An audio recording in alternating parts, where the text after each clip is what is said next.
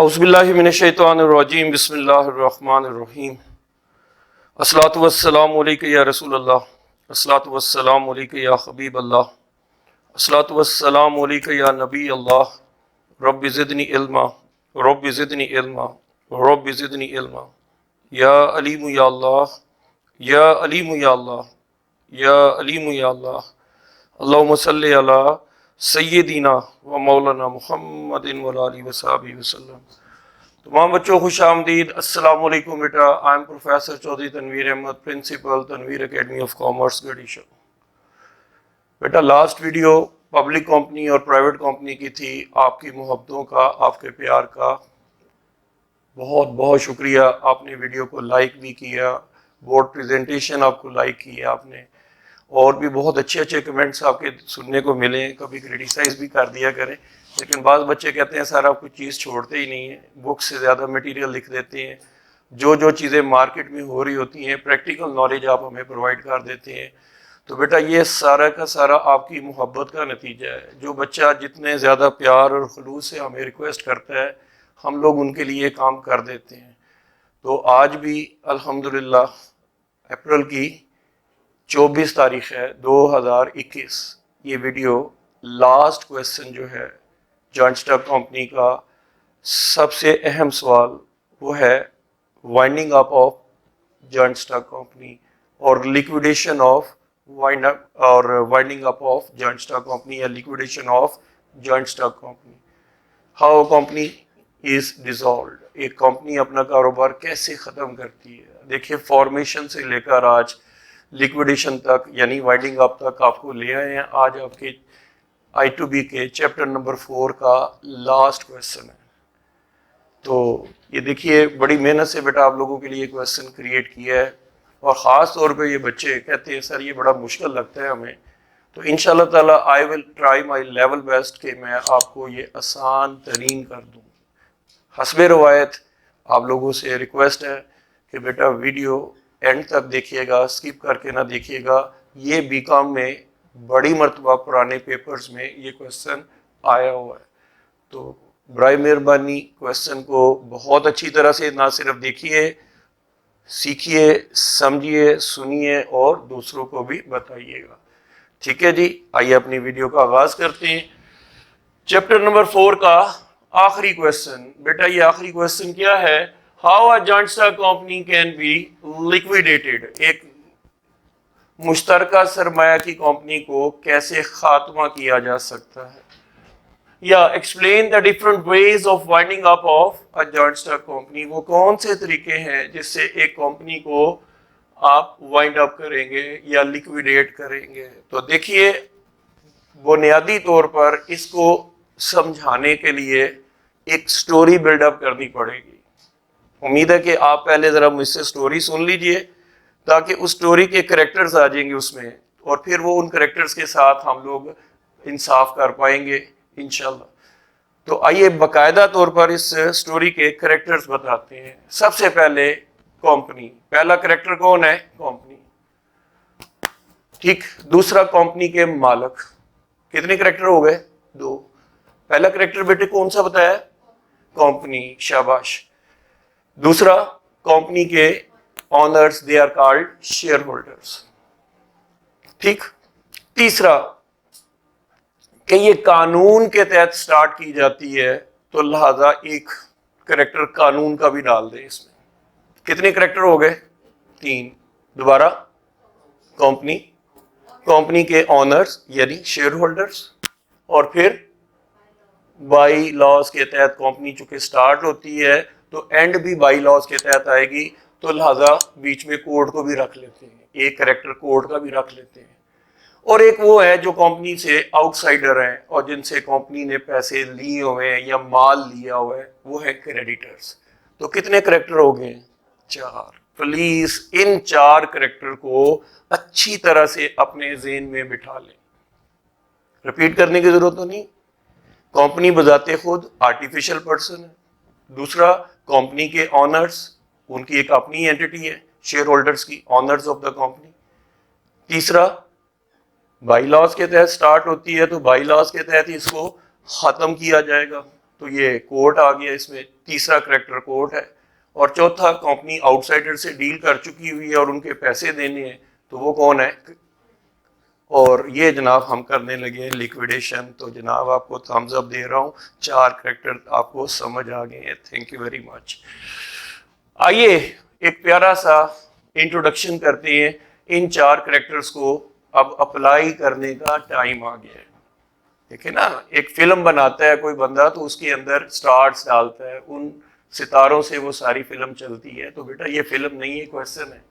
तो इसको हम लोग आपको समझाने के लिए एक स्टोरिकली वो करेक्टर आपने बिल्डअप किए हैं।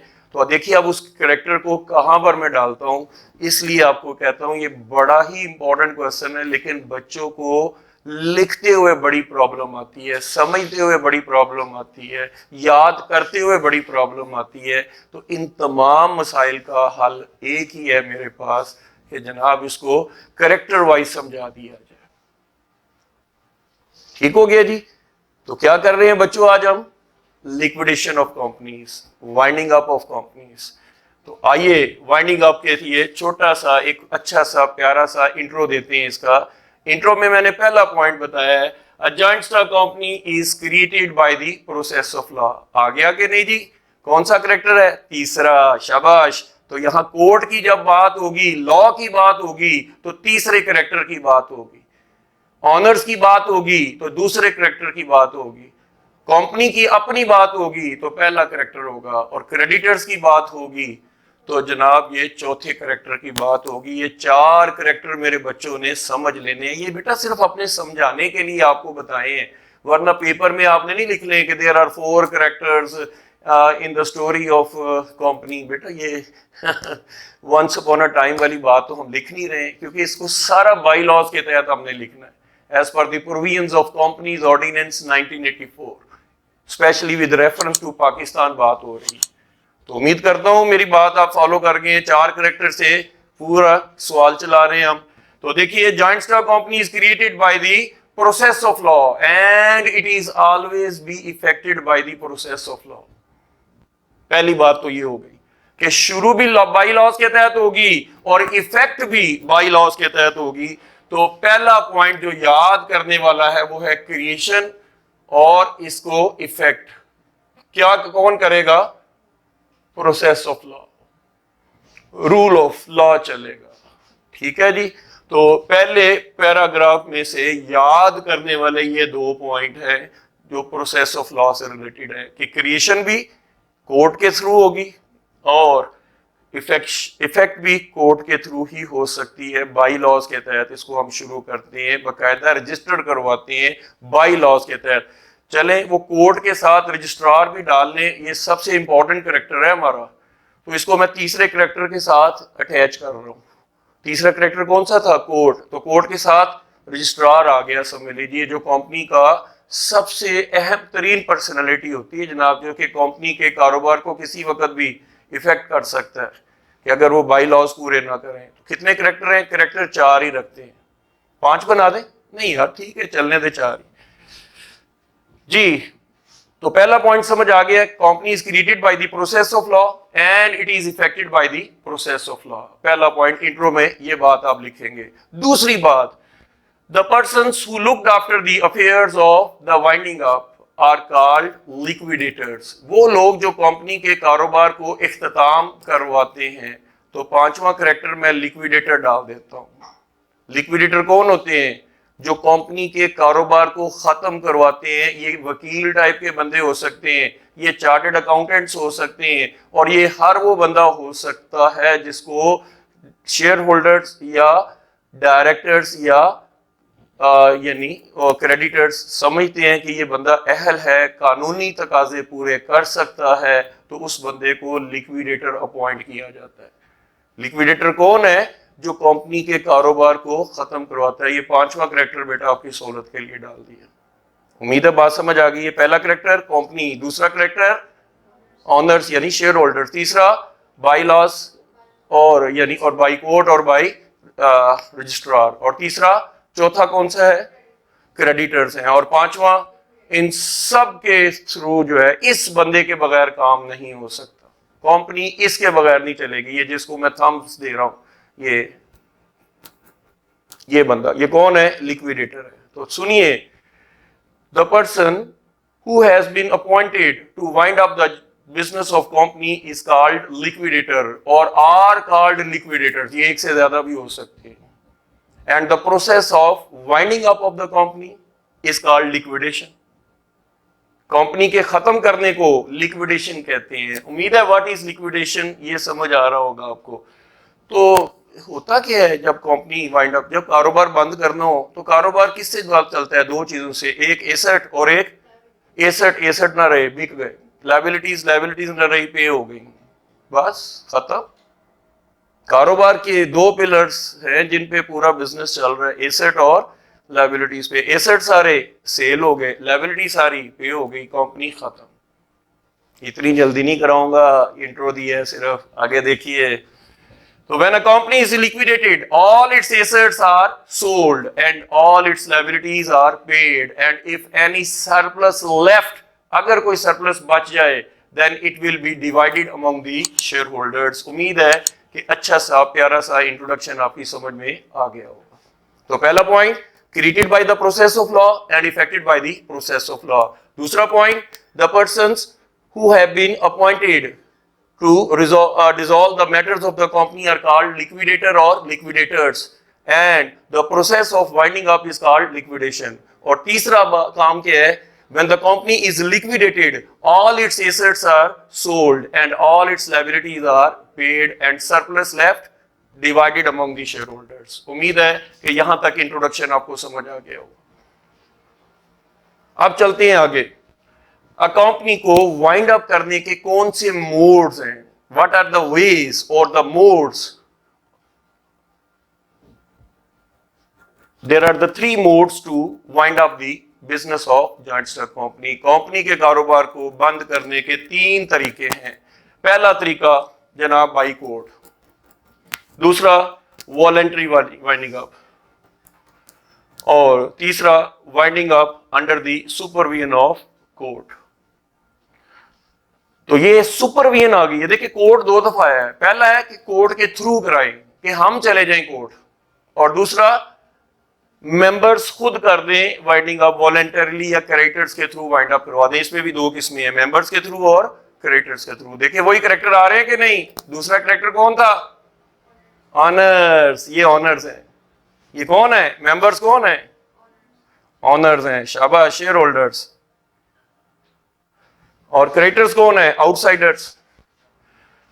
और तीसरा है under the supervision of court, कि अब कोर्ट कहता है कि जी मैं अपनी सुपरविजन में बंद करवाऊंगा कंपनी को, खत्म करवाऊंगा कंपनी को। तो फिर देखिए कितने मोड हो गए? तीन। पहला कि हम खुद वॉलंटरीली गए, और कहां गए? कोर्ट में गए, तो ये हो गया बाई कोर्ट। दूसरा वॉलंटरी वाइंडिंग अप, ये दो तरह की हो सकती है, ये शेयर होल्डर्स के थ्रू भी हो सकती है, मेंबर्स के थ्रू भी हो सकती है, और ये क्रेडिटर के थ्रू भी हो सकती है। वॉलंटरीली मीन रजा कराना तौर पे।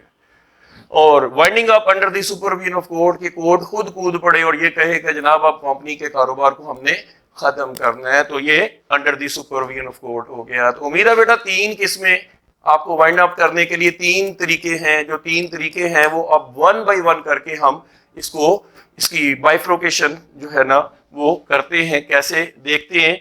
Winding up by the court under the provisions of companies ordinance 1984 under section 305। Section 305, ये बेटा कानूनी तौर पे ये बात लिखी जा रही है, ये मैंने अपने पास से नहीं लिखी है। आपने अगर लीगल रेफरेंस लिखते हैं तो आपको मार्क्स ज्यादा मिलते हैं as compare to that student who is not giving any reference. तो रेफरेंस बाई लॉज का लिखेंगे, अच्छे नंबर मिलेंगे बेटा आपको। और ये भी पेपर में 16 से 17 नंबर तक आपको दिला सकता है आउट ऑफ 20। तो देखिए under section 305 of the companies ordinance 1984 a company में बी वाउंड अप, कंपनी खत्म की जा सकती है by the court in the following circumstances. Circumstances होते हैं हालात। कंपनी इन हालात के तहत खत्म हो सकती है। स्पेशल रेजोल्यूशन, अच्छा जी कंपनी में रेजोल्यूशंस होती हैं। हर काम जब आपने करना है तो उसके लिए कोई तहरीक पास की जाती है। तहरीक क्या होता है? मुतहरक होके एक मीटिंग, पहले एक मीटिंग की जाती है और उस मीटिंग में एक वोटिंग के जरिए से एक कोड ऑफ कंडक्ट जो है वो बना लिया जाता है और उसको फिर इम्प्लीमेंट किया जाता है। तो हम कहते हैं ये जो काम हुआ है ये रेजोल्यूशन पास हो गई है, तहरीक पास हो गई। जैसे बिल असेंबलियों में पास होते हैं तो पहले बहस मुबाहिसा होता है उसके ऊपर, फिर वो बिल कसरत राय के साथ पास हो जाता है। बिल्कुल ऐसे ही कंपनी में मीटिंग्स होती हैं, जैसा कि पिछला मेरा मीटिंग वाला सवाल आपने पढ़ा था। ठीक है जी। तो if a company has passed a special resolution, अगर कंपनी ने एक स्पेशल रेजोल्यूशन पास कर ली है for the winding up, then a company can be wound up through court. के पहले तो रेजोल्यूशन लाई जाएगी। लो जी, पहला स्टेप क्या है? रेजोल्यूशन लाओ। पहला स्टेप रेजोल्यूशन, 7 है इसके अंदर, ये बाई कोर्ट के अंदर कितने हैं? 7। तो पहला स्टेप क्या हुआ? एक स्पेशल रेजोल्यूशन ले आओ, ले आए। अब उसके बाद दूसरा स्टेप होगा स्टैच्यूटरी मीटिंग कॉल करो। आईनी तौर पे कंपनी को देखा जाएगा। भाई जैसे किसी को, जैसे डॉक्टर जो है वो स्लाटर से पहले बाकायदा मुआयना करता है किसका? उस जानवर का जिसको स्लाटर किया जाना है, ज़िबा किया जाना है, तो उसके लिए बाकायदा वो एक सर्टिफिकेट देता है बना के कि जी वाकई ये काबिल है इसके। तो इसी तरह से स्टैच्यूटरी तौर पर कंपनी को आईनी तौर पर पहले अपने आप को डिक्लेयर किया जाना चाहिए कि इसकी इस वक्त स्टेटस क्या है। ये देखिए, if the company fails to submit the, हाँ ये देखिए यहां पर कंपनी ने अपना आईनी स्टेटस ही डिक्लेयर नहीं किया। कंपनी ने अपना आईनी डिक्लेयर करना है, क्यों? डेट ऑफ इनकॉर्पोरेशन के 3 महीने से पहले नहीं। याद करें पिछली मीटिंग में बताया था। और 6 महीने से ज्यादा ये पोस्टपोन नहीं हो सकती, जिसे स्टैच्यूटरी मीटिंग कहते हैं। और कंपनी ने 3 महीने गुजर गए, तो अब मीटिंग बुलानी थी, कौन सी? Statutory meeting. लेकिन कंपनी ने नहीं बुलाई और 6 महीने गुजर भी गए। यानी 90 दिन से पहले नहीं और 180 दिन से ज्यादा नहीं होना चाहिए। किसके लिए? स्टैच्यूटरी मीटिंग के लिए। अब कंपनी ने जनाब क्या किया? 90 दिन गुजर गए, हाँ जी, 91 दिन भी नहीं बुलाई, 92 नहीं बताई, गर्ज के 179 डेज आ गए, वो नहीं बुलाई, 180 हो गए, नहीं बुलाई, 181 पे स्टैच्यूटरी डिक्लेरेशन जो है वो अपने आप को कंपनी स्टैच्यूटरी मीटिंग नहीं कॉल कर सकी। तो अब जनाब कोर्ट क्या ऑर्डर करेगा कि एक स्पेसिफाइड पीरियड में चूंकि स्टैच्यूटरी मीटिंग नहीं हुई है तो कंपनी को, जारी बात है फिर वो शुरू करने वाला काम ही नहीं, और ना ही उन्होंने इसके लिए कोई सैंक्शन ली है, कोई इजाजतनामा लिया है। तो कंपनी स्टैच्यूटरी तौर पे अभी तक डिक्लेयर ही नहीं हो सकी। जब उसकी आईनी हैसियत ही क्लियर नहीं हुई है तो कंपनी को शुरू भी नहीं किया जा सकता। उम्मीद है बात समझ में आ गई होगी। इतनी लंबी डिटेल इधर मैंने नहीं लिखी है, लेकिन सिर्फ समझा दी है आपको अच्छी तरह से। बेटा ये लेक्चर्स अकेडमियों में, कॉलेजेस में आप जाते हैं, सुनते हैं, समझ नहीं आते, लेकिन अल्हम्दुलिल्लाह ये फकीर की जुबान से जो अल्फाज निकले हुए एक स्टोरिकली आपको इंशाल्लाह समझ आ रहे होंगे।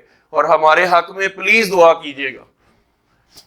Start of business. अब देखिए, आपने अगर सर्टिफिकेट ऑफ इनकॉर्पोरेशन ले लिया है तो प्राइवेट कंपनी 1 साल के अंदर अंदर अपना कारोबार शुरू करे, और पब्लिक कमेंसमेंट ऑफ बिजनेस के बाद certificate of commencement of business. लेकिन 1 साल हुआ, अभी तक कंपनी ने अपना बिजनेस ही स्टार्ट नहीं किया।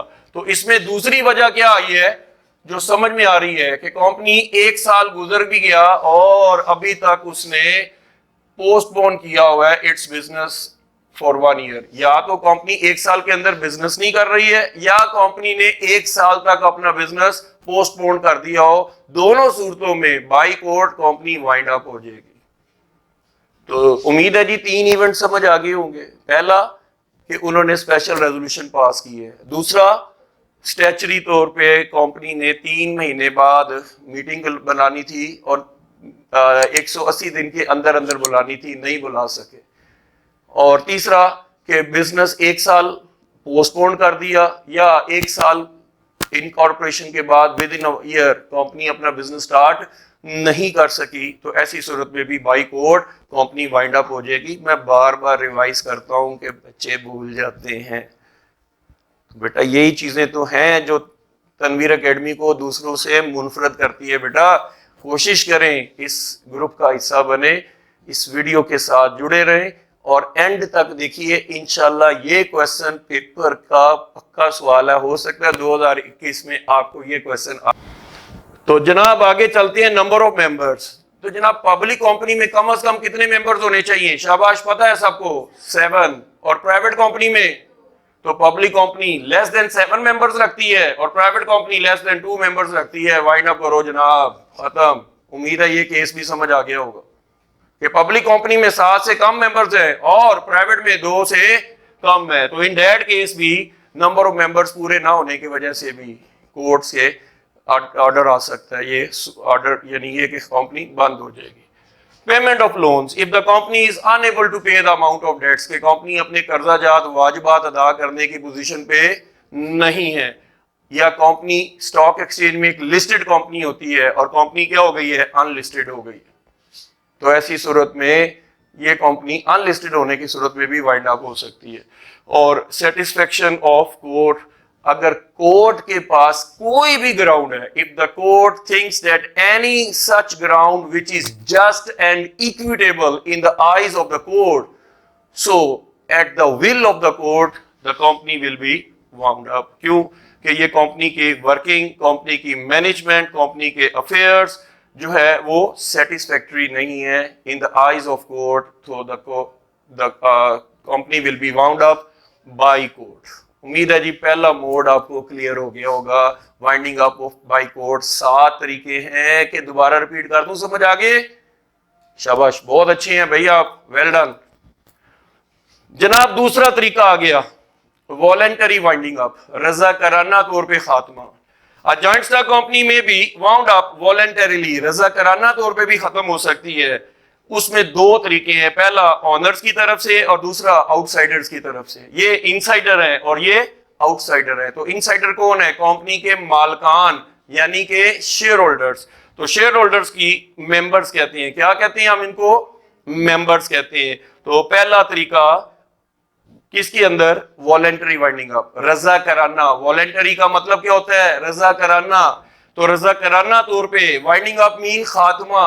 तो रजा कराना तौर पे खात्मा जो है सेक्शन 362 के तहत लिखा हुआ है, under section 362 of the companies ordinance 1984। बेटा ये लीगल रेफरेंस कोड करना है आपने। The company can be wound up voluntarily by the following process, इस प्रोसेस से रजा कराना तौर पर देखिए कंपनी खत्म हो सकती है। पहला, statutory declaration. If the majority of the directors make a statutory declaration, उन्होंने कानूनी तौर पर यानी अपने आप को वॉलेंटरीली पेश कर दी है कि हम लोग एक, तो पहला पॉइंट तो ये है that the company will be able to pay off its debts in full within 1 year. वो कहते हैं जनाब हम 1 साल के अंदर अंदर अपनी अदायगी कर देंगे, हमें मौका दिया जाए। तो वो मेंबर्स की तरफ से है। और दूसरा, स्पेशल और ऑर्डिनरी रेजोल्यूशन। ये मैंने कहा था कि ये हर एक केस में आएगा, ये वाला केस। इसके साथ दोस्ती कर लें। रेजोल्यूशन ये कौन कर रहे हैं? मेंबर्स। मेंबर्स कौन है? Share holders. शेयर होल्डर्स कौन है? ऑनर्स ऑफ द कंपनी जनाब।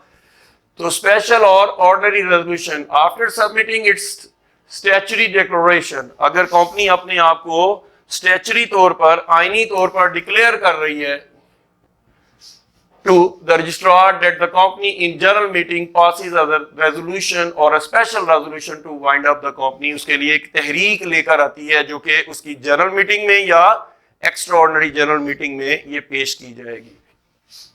अपॉइंटमेंट ऑफ लिक्विडेटर आ गया जी। ये वाला करेक्टर मैंने कहा था ना, 5वां करेक्टर कौन है हमारा? लिक्विडेटर। लिक्विडेटर कौन है? जो कंपनी के अफेयर्स को वाइंड अप करवाता है, कंपनी के बिजनेस को वाइंड अप करवाता है। कैसे? एसेट्स को बिकवा कर और लायबिलिटीज को पे अप करा के। ये कौन सा करेक्टर है हमारा? 5वां करेक्टर। भूल गए? पहला कंपनी, दूसरा ऑनर शेयर होल्डर, तीसरा कोर्ट और रजिस्ट्रार है, और क्रेडिटर्स, और 5वां करेक्टर। बस बेटा ये 5 करेक्टर ज़हन में रखें, इंशाल्लाह ताला आपको वाइंडिंग अप फौरन समझ आएगी। तो अपॉइंटमेंट ऑफ लिक्विडेटर आ गया जनाब। हम 5वें करेक्टर की बात कर ही रहे थे आगे। Liquidators are the persons who looked after the affairs of the winding up, जो एसेट्स को बिकवाते हैं और लायबिलिटीज को पे करवाते हैं। They are called liquidators. So after the appointment of liquidator, the powers of the directors and officers ceased। ये बात कि जनाब जिस दिन जो है लिक्विडेटर अपॉइंट होगा तो डायरेक्टर्स की पावर्स और ऑफिसर्स की पावर सीज, रुक जाएगी वहीं पर कि जनाब उसके बाद उनकी पावर्स नहीं होंगी। फिर लिक्विडेटर जाने और लिक्विडेशन जाने, फिर डायरेक्टर्स के अमूर उसमें सीज हो गए, उनकी पावर्स, उनके राइट्स सब सीज हो गए, क्योंकि उसके बाद लिक्विडेटर का काम शुरू हो गया। ठीक है जी। तो उम्मीद करता हूं कि जब लिक्विडेटर था नहीं था तो डायरेक्टर्स के पास पावर थी, ऑफिसर्स के पास पावर थी और वो कर रहे थे, स्याही सफेदी के मालिक थे। After the appointment of liquidator all the powers of the officers and the directors will be ceased, रुक जाती हैं वहीं पर। ठीक है जी। And within 10 days the appointment of liquidator a notice is sent to the registrar. जनाब इसका एक नोटिस जो है हमारे तीसरे कैरेक्टर को भेजा जाएगा। हमारा तीसरा कैरेक्टर कौन है? कोर्ट है और रजिस्ट्रार है। शाबाश। तो इसको बकायदा तौर पे तहरीरी तौर पर आप मुत्तला करेंगे कि इस वक्त जी डायरेक्टर्स की पावर सीज हो चुकी है, ऑफिसर्स की पावर सीज हो चुकी है, और हमने ये सारी पावर्स असाइन कर दी है किसको? लिक्विडेटर को। और इसका एक तहरीरी नोटिस जो है रजिस्ट्रार को उसकी अपॉइंटमेंट के 10 दिन के अंदर 10वें दिन तक ये रजिस्ट्रार के पास पहुंच जाना चाहिए। क्यों? कि ये लिक्विडेशन के लिए लिक्विडेटर चाहिए और लिक्विडेटर की अपॉइंटमेंट जो है हो चुकी है, डायरेक्टर्स की पावर सीज हो चुकी है, ऑफिसर्स की पावर सीज हो चुकी है, और 10 दिन के अंदर अंदर हमारे तीसरे कैरेक्टर को यानी रजिस्ट्रार को इंटीमेट किया जा रहा है। उम्मीद है बात समझ आ रही होगी। स्टोरिकली बेटा क्वेश्चन करना बहुत आसान हो जाता है, आप इसको रट्टा लगाने की कोशिश करेंगे नहीं याद होगा, लेकिन ऐसे अगर तैयार करेंगे तो फौरन बिल्कुल एक उस मूवी की तरह से जो आप देखकर आते हैं और फिर बरसों तक आपको भूलती नहीं। इसलिए तो हम लोग कहते हैं कि बेटा टीचिंग एक आर्ट है, और ये आर्ट जो है अल्हम्दुलिल्लाह तनवीर एकेडमी अपने बच्चों में कन्वर्ट कर रही है किसी ना किसी तरीके से। फाइनल मीटिंग जनाब, इसके बाद एक फाइनल मीटिंग होगी। The liquidator submits the finding in the shape of receipts and payments in the final meeting. देखिए बेटा लिक्विडेटर करता क्या है? एसेट्स को बेचता है और लायबिलिटीज को पे करता है। एसेट को बेचकर जो पैसे आते हैं उसे रिसीट्स कहते हैं, और लायबिलिटीज को पे करने के बाद जो पैसे जाते हैं उन्हें पेमेंट्स कहते हैं। तो receipts minus payment is equal to surplus, और वो सरप्लस जो है वो शेयर होल्डर्स में तकसीम किया जाता है। और बीकॉम पार्ट 2 में एडवांस फाइनेंशियल अकाउंटिंग में बकायदा लिक्विडेशन का चैप्टर भी मौजूद है, और इसी तरह से आप लिक्विडेटर स्टेटमेंट ऑफ अकाउंट भी बनाएंगे, और जिसमें आप अपनी फाइनल स्टेटमेंट ऑफ अकाउंट्स बनाएंगे, जिसे कहते हैं liquidator final statement of accounts, जिसमें रिसीट्स और पेमेंट्स का जिक्र होता है। रिसीट्स डेबिट साइड पर आ जाती हैं जो एसेट्स को फरोख्त करने के बाद आती हैं, और पेमेंट्स सबसे पहले किनको करते हैं? शाबाश। सबसे पहले जनाब आप लोग सिक्योर्ड क्रेडिटर को पेमेंट करते हैं, ये मैं दर्जे भी बता रहा हूं, सिक्योर्ड क्रेडिटर, फिर लिक्विडेटर के पैसे और लिक्विडेशन के कॉस्ट और लिक्विडेटर की रेम्यूनरेशन 2, फिर तीसरे नंबर पे डिबेंचर होल्डर्स और इंटरेस्ट ऑन डिबेंचर्स, फिर चौथे नंबर पे प्रेफरेंशियल क्रेडिटर्स और चौथे नंबर पे अनसिक्योर्ड क्रेडिटर। इन 5 हस्तियों को देने के बाद जितनी अमाउंट बचेगी वो शेयर होल्डर्स को मिल जाएगी। उम्मीद करता हूं बड़ी डिटेल के साथ मैंने आपको बता दी है, प्रैक्टिकल है इसलिए।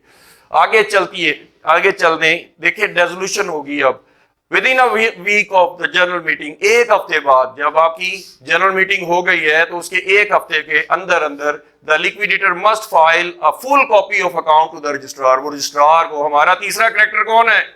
रजिस्ट्रार। तो रजिस्ट्रार को इसकी कॉपी भेजी जाएगी। Then after 3 months the company shall be dissolve. उसके 3 महीने बाद कंपनी क्या हो जाएगी? डिसॉल्व हो जाएगी, और रजिस्ट्रार उसका नाम स्ट्रक ऑफ कर देगा, खत्म कर देगा from the list of registered companies. वो खत्म हो जाएगी जनाब कंपनी। उम्मीद करता हूं ये पॉइंट बहुत अच्छी तरह से समझ आ गया होगा। लो जनाब अली, ये है हमारा मेंबर्स का वॉलंटरी वाइंडिंग अप। अब जरा इस हस्ती को भी देख ले, ये कौन है? क्रेडिटर्स। ये कौन लोग हैं जिन्होंने कंपनी को लोन दिए हुए हैं in the shape of goods और in the shape of cash? ये वो लोग हैं जिन्होंने कंपनी को उधार पे कोई माल दिया हुआ है या पैसे दिए हुए हैं, ये कौन है? क्रेडिटर्स हैं। तो आइए क्रेडिटर्स के तरीके से वाइंड अप का तरीका, वॉलंटरी वाइंडिंग अप का सेकंड मोड बता रहा हूं। सेकंड मोड है, दूसरा तरीका, creditors voluntary winding up. A company can be wound up by the creditors in the following veg. Number 1, statutory declaration. देखिए वही आ गया पहला पॉइंट कि जनाब आप लोग स्टैच्यूटरी तौर पे मीटिंग करते हैं तो इधर स्टैच्यूटरी तौर पे पहले डिक्लेयर किया जाएगा, क्योंकि company is a legal organisation, it is created by the process of law and it is always effected by the process of law. तो लिहाजा पहला जो असूल होगा वो स्टैच्यूटरी होगा, कानूनी होगा। In case of creditors voluntary winding up, it is not necessary for the company. ये काम शेयर होल्डर्स के लिए है, ऑनर्स के लिए, कि वो स्टैच्यूटरी डिक्लेरेशन लेकर आए कि जनाब हमें 1 साल की मोहलत दी जाए और हम आप लोगों को पैसे दे देंगे इन फुल। ये जैसे कि मैंने इधर लिखा था डेट्स को, लेकिन इनके लिए जरूरी नहीं है कि वो स्टैच्यूटरी तौर पर डिक्लेयर करवाएं अपने आप को। ये देखे, in case the creditors voluntary winding up, it is not necessary. ये देखे मैं वाज़े तौर पर अंडरलाइन भी कर रहा हूं कि जरूरी नहीं है for the company to make a statutory declaration regarding its solvency. वो तो सीधा सीधा कहेंगे भाईजान हमारी तरफ से कंपनी चाहे वो इंसॉल्वेंट हो जाए, हमें हमारे पैसे चाहिए। तो सारी बात ये आउटसाइडर हैं, ये ऑनर्स की तरह से बिल्कुल भी नहीं सोचेंगे और हक बजाना में। फिर वो जनरल मीटिंग होगी शेयर होल्डर्स की। General meeting of the company, shareholder is called to pass the resolution for the resolution of the company. ये क्यों की जाती है? Why? It is necessary that to show that the company is unable to pay the heavy amount of liabilities। कि company की liabilities, वो creditor कहेंगे जनाब आपके तो इतने एसेट ही नहीं है, 10 रुपए के आपके एसेट है और 50 रुपए हमने लेने, तो बताइए हम आपको लिक्विडेट कराएंगे कि नहीं कराएंगे? आपके तो एसेट बेचकर हम पैसे पूरे करेंगे। तो बिल्कुल कुछ ऐसी वाली बात हो रही है जो कि जनरल मीटिंग में शेयर होल्डर्स को बताया जाएगा कि जनाब हम आपके साथ ये सलूक करने लगे, और उसके बाद क्या होगा? क्रेडिटर अपनी मीटिंग बुला लेंगे कि भाई असी तो इंटीमेट कर दिता जे, हुण तुसी तगड़े हो जाओ, हुण जनाब असी मीटिंग करन लगे और तुहाडा क्रियाक्रम होने लगा जे। ये बात कहना चाह रहा हूं मैं।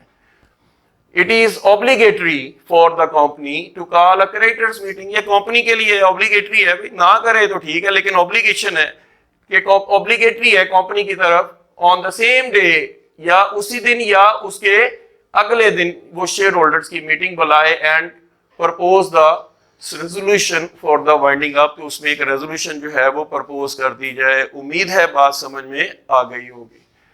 Statement of companies affairs, the creditors meeting, directors submit the statement of affairs. ये स्टेटमेंट ऑफ अफेयर क्या होती है? वही जो मैंने बताई है, जो लिक्विडेटर की रिसीट्स और पेमेंट्स की फाइंडिंग्स हैं, वो स्टेटमेंट ऑफ अफेयर्स हैं, जो कि कंपनी के अमूर को बताया जा रहा है कि इस कदर हमारे पास एसेट्स हैं और इस कदर हमारे पास लायबिलिटीज हैं। अब हम आपके पास सिर्फ इतने पैसे दे सकते हैं और इसके बाद बेशक आप बैंकरप्सी की तरफ चले जाएं।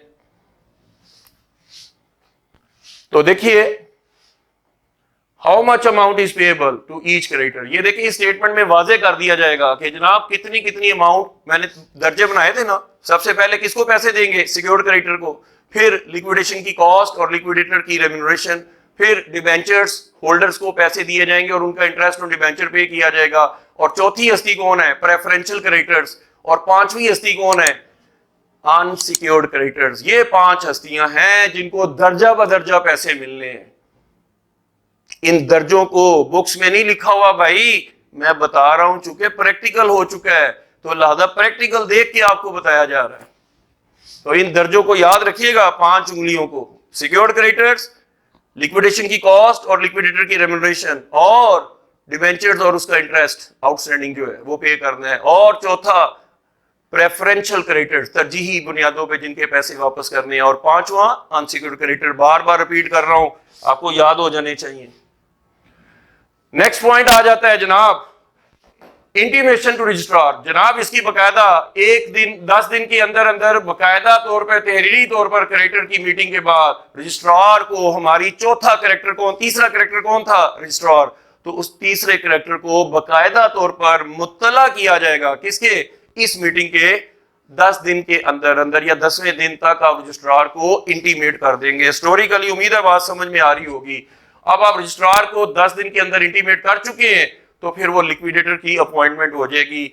The creditors and the share holders will nominate a person that is called liquidator और लिक्विडेटर्स। एक भी हो सकता है, एक से ज्यादा भी हो सकती है, लेकिन अगर वो ना अपॉइंट करें, शेयर होल्डर तैयार ना हो, तो फिर याद रखिएगा opinion of the creditor will be preferred. हमेशा याद रखिएगा घर वालों की नहीं मानी जाती, फिर बाहर वालों की मानी जाती है। और बाहर वाले कौन है? क्रेडिटर्स हैं।